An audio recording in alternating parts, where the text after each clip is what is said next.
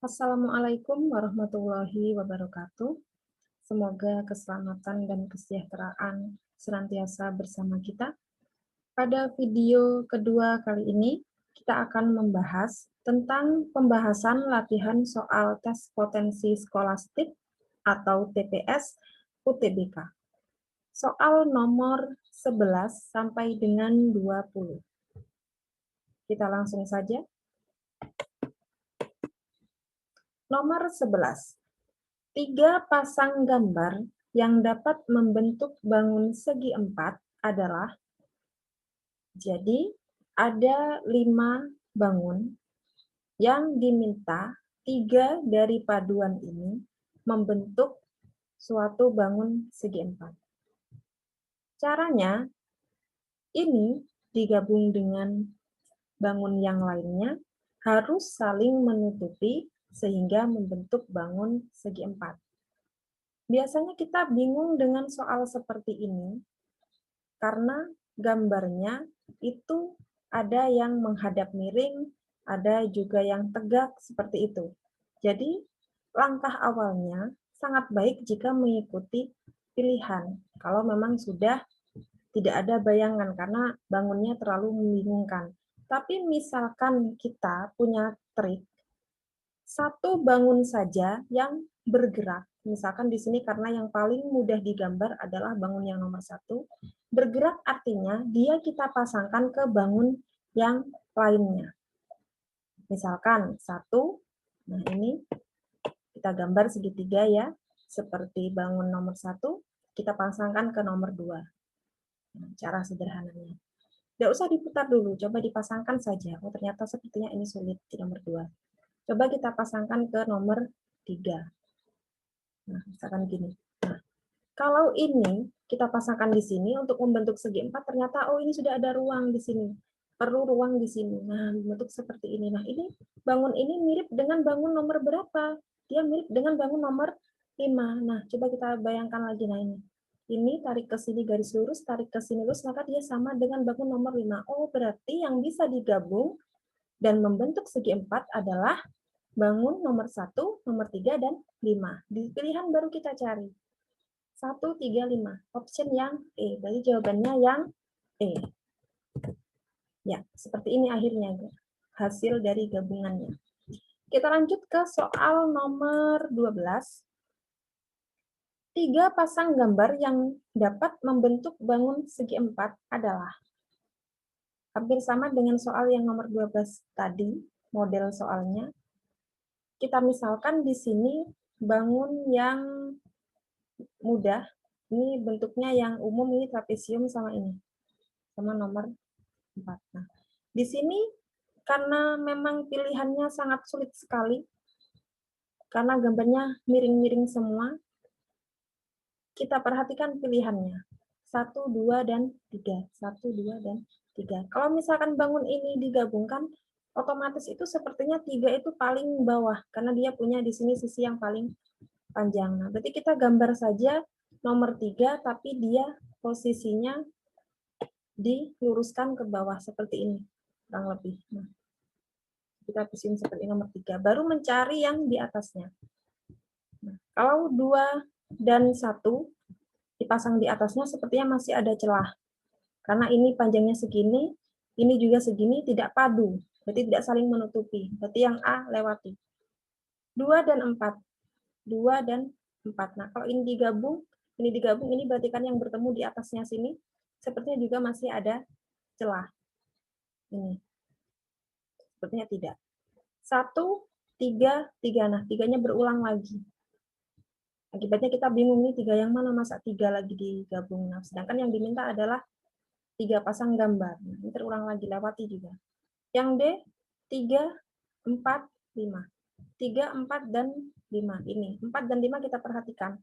Ternyata 4 dan 5 ini ada kemiripan, yaitu ini panjangnya ini sama ini sama. Sehingga logikanya kalau dia dihubungkan di atasnya sini, dia masih bisa bertemu. Hanya saja kalau ini 4-nya itu menghadap ke sini, dia nggak bisa bertemu ini. Pasti ada celah. Tapi kalau dia dibalik, nah dia akan bertemu karena ini sama. Jadi kemungkinannya bisa digabung 4 dan 5. Dengan memperhatikan ini sisinya ada yang sama. Nah, untuk yang E 2, 4, 5. 2 sama 4 tadi sudah dilihat ini tidak ada sisi yang kayaknya bisa disamakan. Jadi kita kunci jawabannya, pilih 3, 4, 5. Berarti jawabannya yang D. Seperti apakah gambarnya kita lihat di pembahasan? Nah, yang D, 3 di sini di bawah, ini yang nomor 4. Nah, nomor 4-nya itu dicerminkan ya. Untuk seperti yang dibalik. Nah, dibalik, diputar balik, lalu dicerminkan, dibalik. Nah, saya itu yang nomor 5 di sini, dia mengikuti di sini. Ketemu 4 dan 5 tadi karena memang ada kemiripan sisi yang sepertinya bisa digabungkan, yaitu ini. Seperti itu analisisnya. Kita lanjut ke nomor 13. Perbandingan luas daerah yang berwarna gelap terhadap luas persegi pada gambar berikut adalah perbandingan dari yang luas berwarna gelap, berarti ini, dan ini, dengan keseluruhan perseginya. Nah, cara membandingkannya berarti kita harus tahu persegi secara keseluruhan itu berapa kalinya dari yang gelap, seperti itu. Karena yang gelap ini ada kunci segitiga, nah ini atasnya juga berbentuk segitiga. Kalau misalkan kita buat garis di sini, nah, berarti dia membentuk 4 segitiga, yaitu 1, 2, 3, 4. Nah, untuk lebih jelasnya, misalkan kita di sini pasangkan segitiga supaya dia juga, atau diarsir, nah seperti itu, punya arsiran lain. Nah, berarti kan dia bagiannya ini terdiri dari 4 segitiga untuk membentuk kotak, untuk membentuk persegi kecil. Nah, berarti dia terdiri dari 4 segitiga, 1, 2, 3, 4. Nah, ini adalah merupakan 1, 2, 3, 4, seperempatnya dari keseluruhan. Nah, jadi secara keseluruhan, kalau misalkan ini juga kita tarik garis,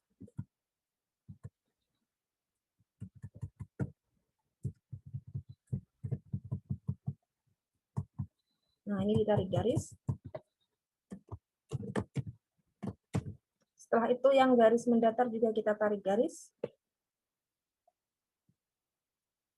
Nah, ini garis vertikal ya.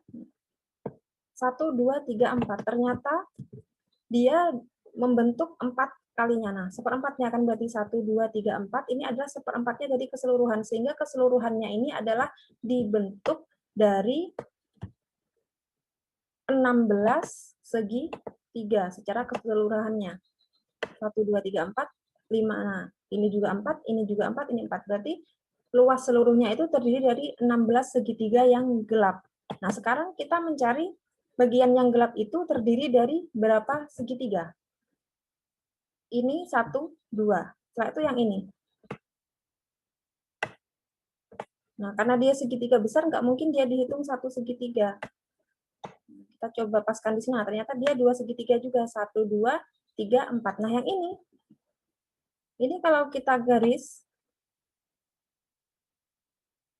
nah dia juga 2 segitiga. Nah, ini juga.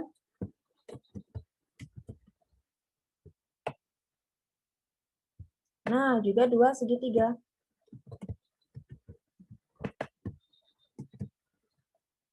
Ini kita buat garis bantu di sini. Nah, sudah jelas. Nah, berarti yang ini sekarang adalah bagian yang arsiran gelap. Ada berapa segitiga? 1, 2, 3, 4, 5, 6, 7, 8. Ada 8 segitiga untuk yang bagian diarsir, sedangkan untuk segi 4 atau persegi secara keseluruhannya ada 16. Jadi perbandingannya adalah 8 banding 16. Jawabannya yang C.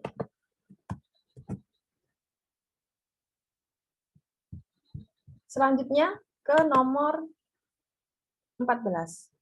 Jumlah kubus pada gambar berikut ini adalah, gambar seperti ini mengecohkan penglihatan kita.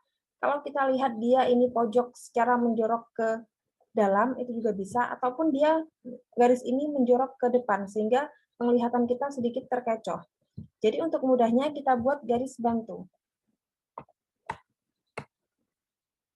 pada pojok-pojoknya ini, sehingga memfokuskan kita saat melihat gambar.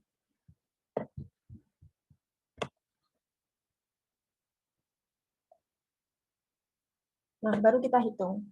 Menghitungnya supaya tidak terulang atau satu kubus yang terhitung 2 kali ataupun juga tidak terhitung, kita hitung dari yang tampak dulu, sebelah kiri, sebelah kanan, dan bawah. 1, 2, 3, 4, 5, 6, 7, 8, 9, 10. 1, 2, 3, 4, 5, 6, 7, 8, 9, 10. Ini 10, ini 10. Yang bawah. 1, 2, 3, 4, 5, 6, 7, 8. Nah, ini 9, 10. Ya. Jadi ini 10, ini 10, ini 10.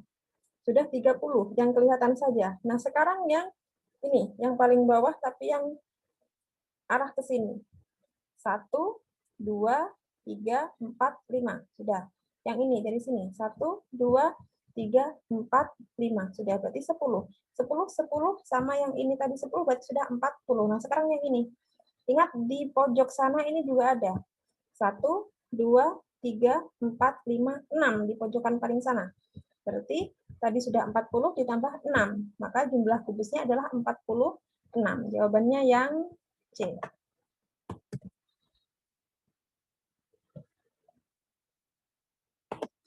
Selanjutnya nomor 15, banyak segitiga pada gambar berikut adalah, nah segitiga.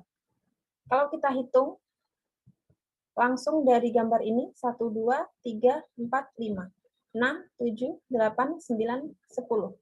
Ada 10 segitiga. Dan di pilihan ada.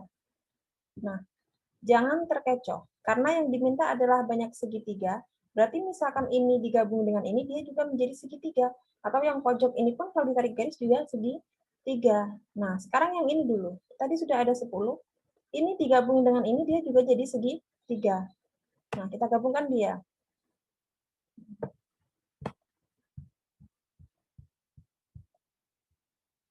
Segitiga juga. Dan sebelah sini juga ada. Berarti sudah bertambah lagi 2. Tadi 10, 11, 12. Nah, sekarang yang ini, dari sini. Pojok sini, dia juga jadi segitiga. Ini juga segitiga. 1, pojok yang ini, 2. Tadi sudah 12, 13, 14. Untuk pojok yang ini dan ini. Nah, pojok yang ini juga bisa. 14 akhirnya sudah.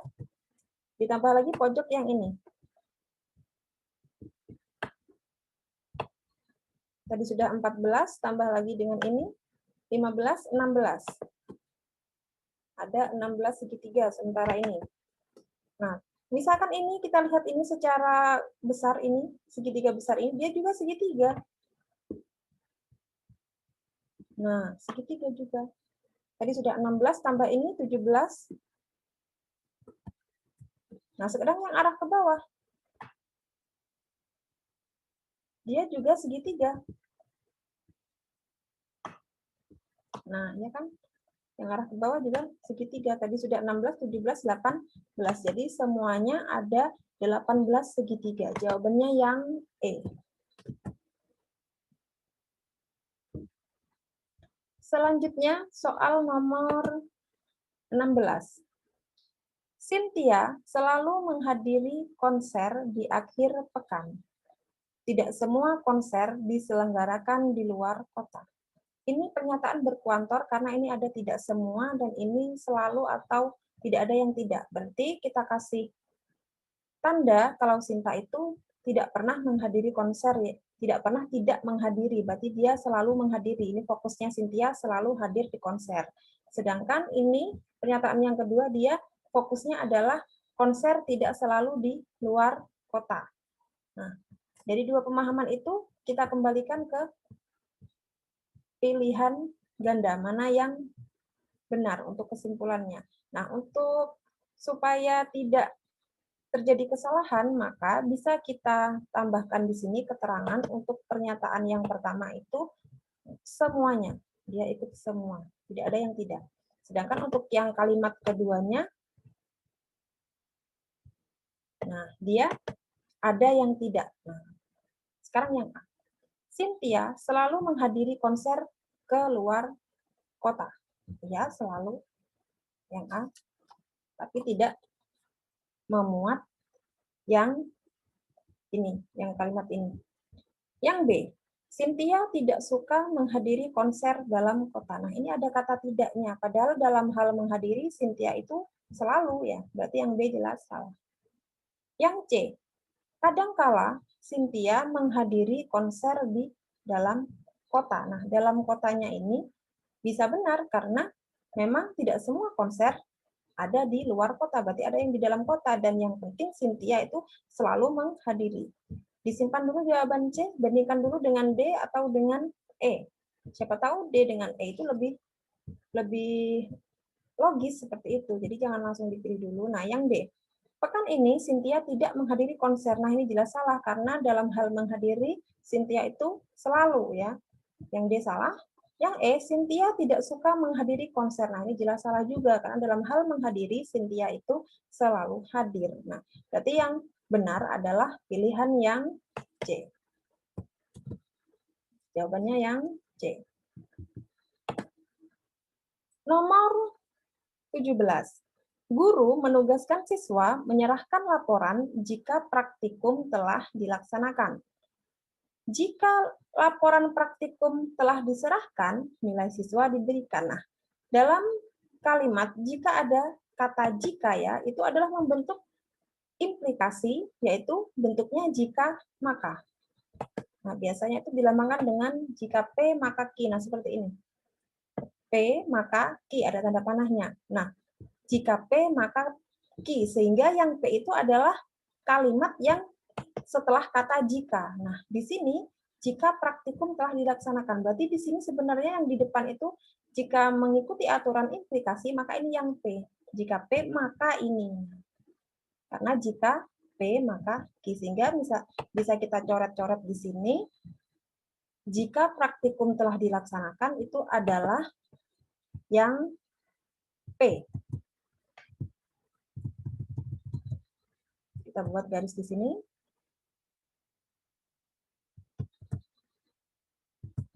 Ini yang P. Nah, dikasih lambang P. Ini adalah P. Setelah itu, maka yang ini, Q. Kasih di sini garisi. Laporan itu berarti ikut yang Q. Menyerahkan laporan itu adalah Q.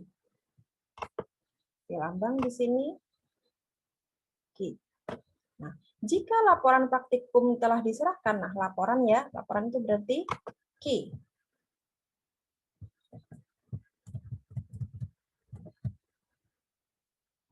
Garis bawahi ini adalah Q juga. Kasih keterangan Q.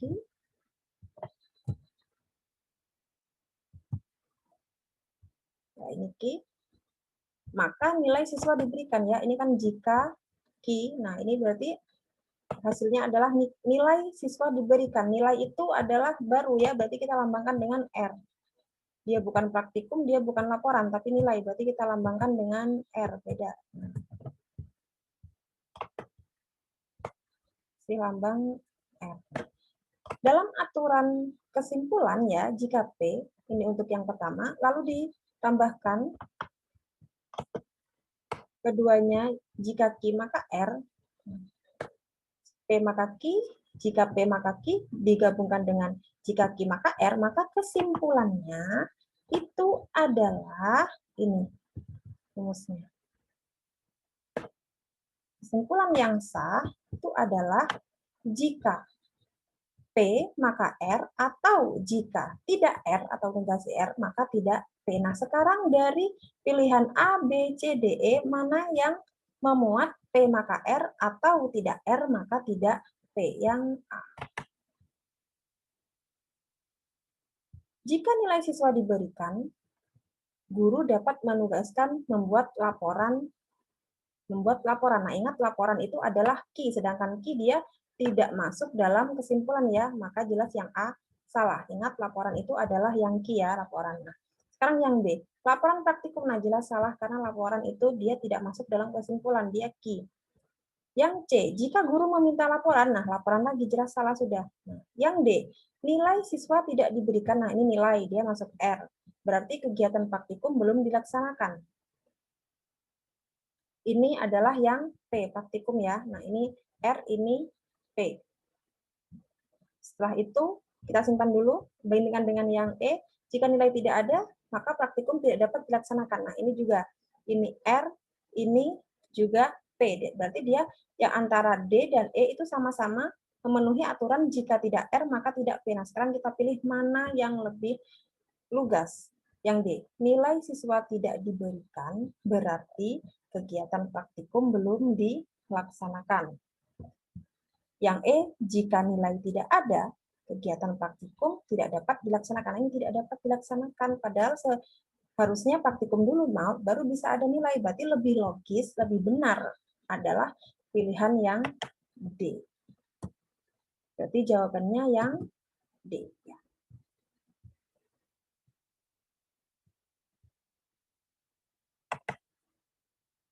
Nomor 18.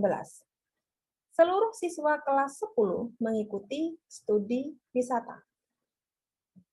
Sebagian siswa kelas 10 memakai jaket. Nah, ini mengandung pernyataan berkuator karena ada seluruh atau semuanya dan sebagian berarti ada yang tidak. Nah, kita kasih tanda untuk yang depan, tulisi misalkan di bawahnya itu semua. Dalam hal mengikuti studi wisata itu semua. Sedangkan dalam hal memakai jaket, berarti ada yang tidak memakai jaket. Nah, dari dua ini kita lihat pilihannya. Yang A, seluruh siswa kelas 10 memakai jaket. Salah, karena dalam hal yang semua itu yang ikut studi wisata, sedangkan memakai jaket itu ada yang tidak.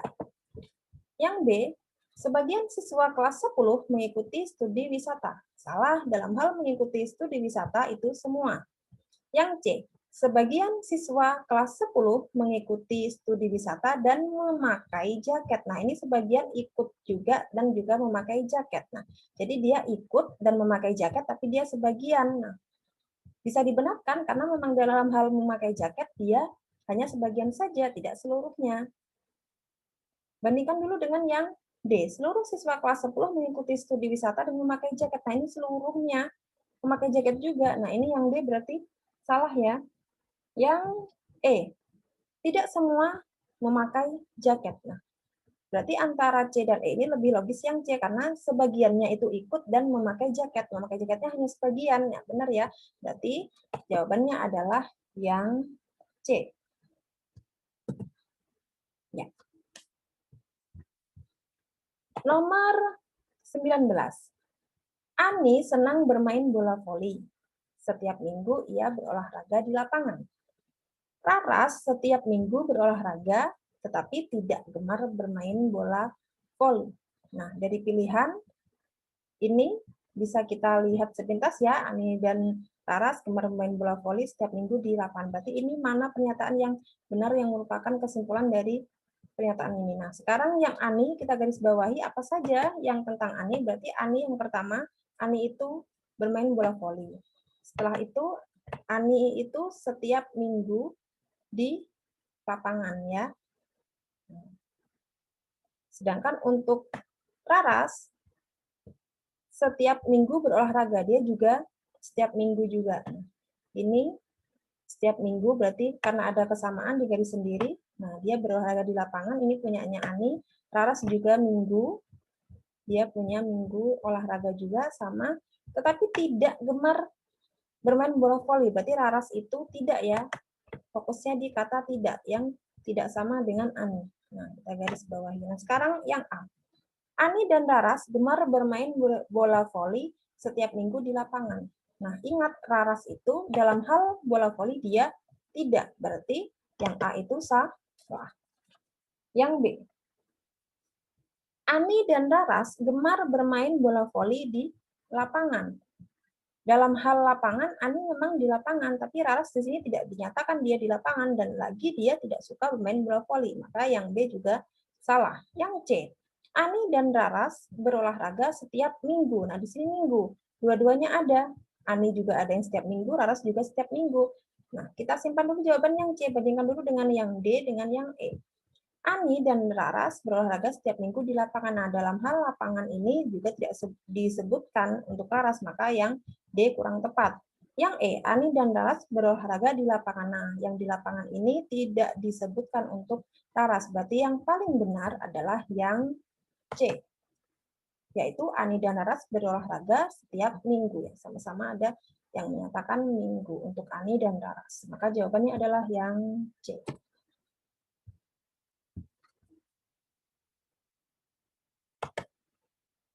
Soal nomor 20.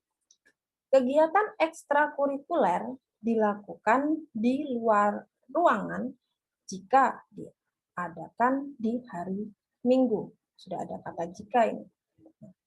Jika kegiatan ekstrakurikuler dilakukan di luar ruangan, siswa mengenakan pakaian dinas lapangan.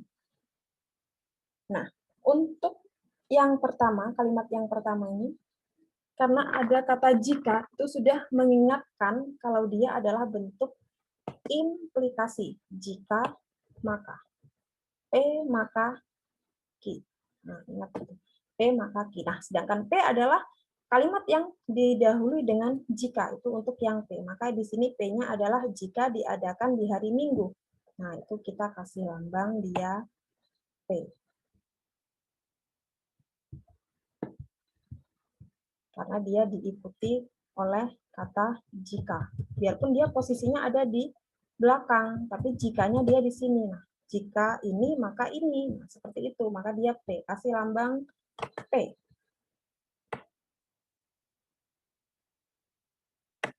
Untuk yang jika diadakan hari Minggu. Nah, dia P. Maka Ki. Nah, maka ini kegiatan ekstrakurikuler di luar lapangan. Berarti fokus kegiatan yang di luar lapangan itu adalah Ki.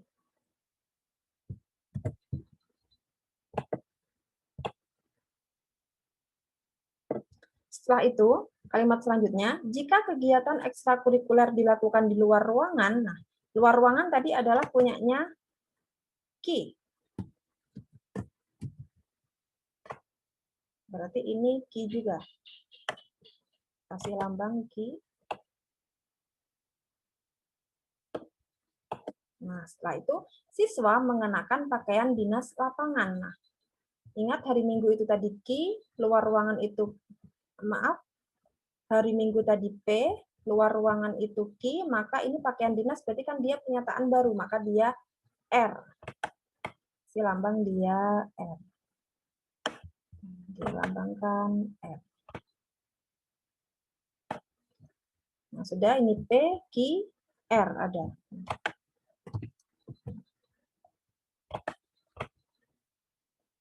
Nah, sekarang membentuk jika P maka Q, jika Q maka R.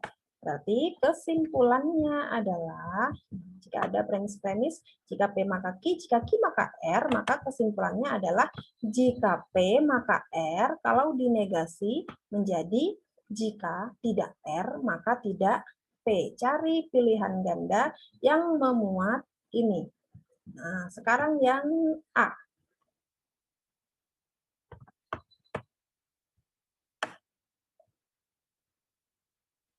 Opsi yang A.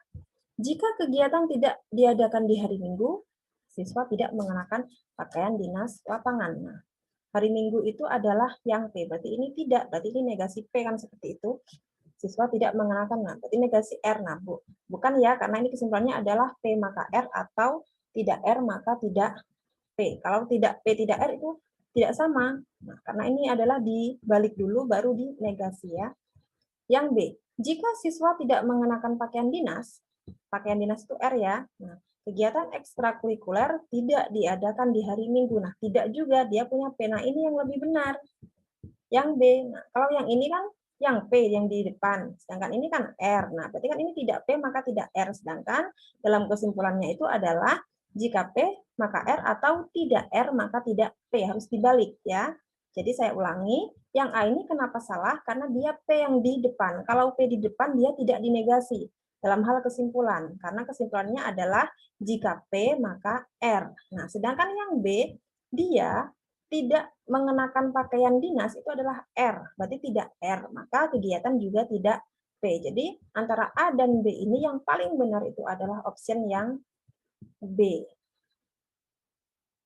Nah, bagaimana dengan yang C, D, dan E? Nah, sekarang yang C coba kita periksa dulu, karena sudah ada kata ini di luar ruangan ya. Ingat, dalam hal luar ruangan itu adalah punyanya Ki, dan Ki tidak masuk dalam kesimpulan, maka jelas C itu salah. Yang D ini juga mengenakan pakaian dinas, diadakan di hari Minggu, ini dibalik ini. Nah, jika R maka P, salah juga. Karena untuk dalam hal R-nya di depan, dia harus dinegasi. Kalau P-nya di belakang, ya sama-sama dinegasi. Tapi dalam hal P di depan, baru tidak dinegasi. Tapi kalau dibalik, R maka P itu tidak boleh. Yang ada adalah tidak R maka tidak P.